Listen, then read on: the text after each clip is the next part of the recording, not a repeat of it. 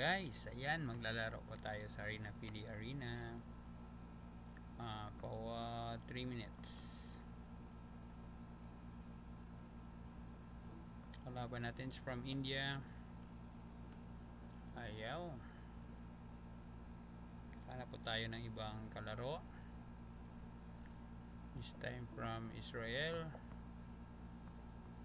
Arena Candidate Master.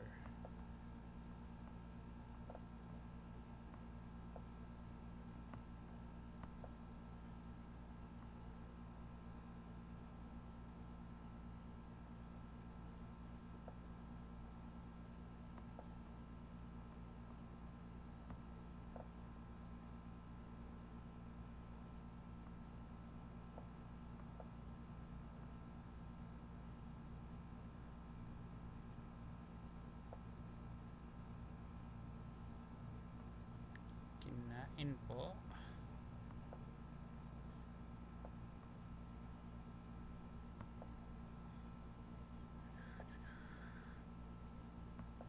Ayan.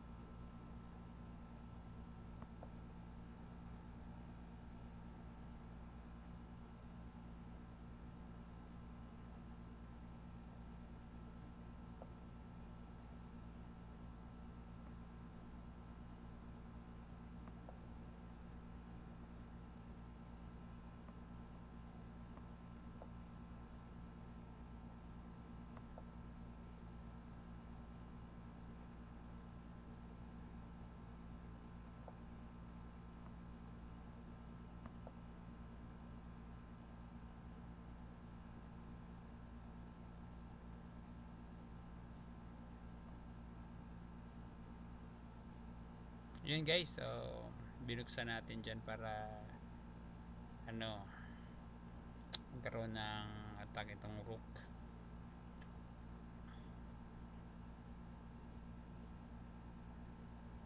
Yan, kalaban natin is Yitzhak Dochin ng Israel. Ayun, na-check tayo. Ayun. So anong magandang gawin? Push muna natin to, di ba? Yan, alis ka muna.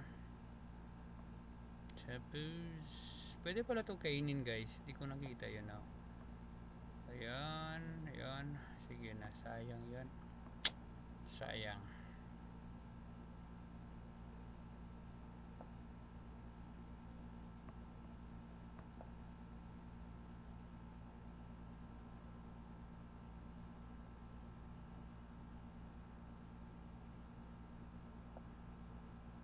May umalis. Sige.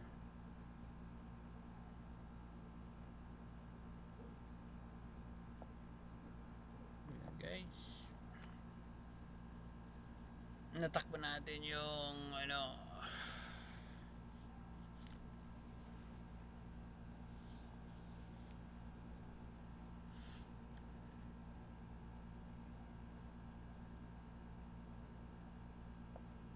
yun.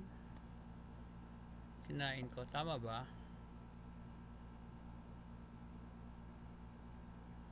Hindi po din yung kainin kasi mag-check dyan. Kain doon. Ewan ko. Basta we're leading po ng we're leading po ng anong tawag. Ilan ba yung lead natin? Ayun. Na-check tayo guys.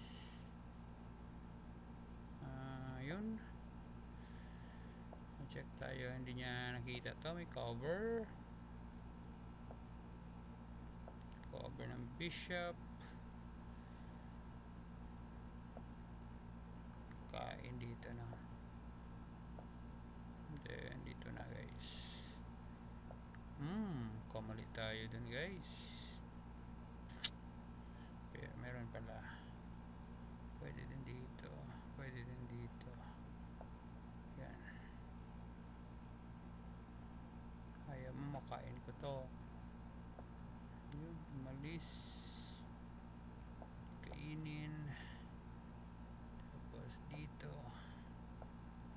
Dito. This. Oops. Meron dito. Check. Just check. Aha. Aha. Meron tayong check dito.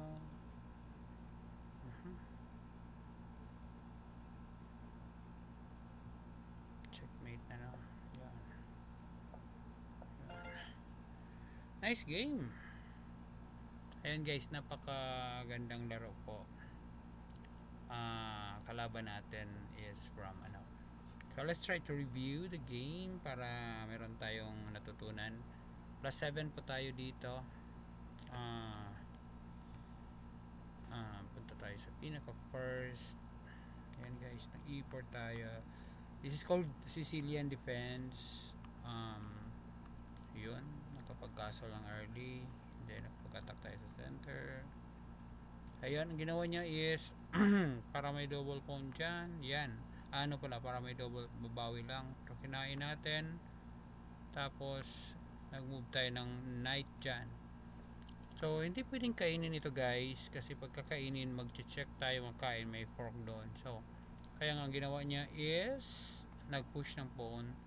But then ang ginawa natin is kinapture natin yan para at least may makapture tayo na pawn. Then nag-check tayo. Ayan, umalis tayo dyan. Pumunta ang queen dito kasi may threat tayo dito na check, no? Hindi pwede makain doon. Pero nagkaroon ng bishop na ganyan. Yan, kaya inopen na lang natin yan para pinush natin yung pawn para ma-open yung rook, may attack tayo dito.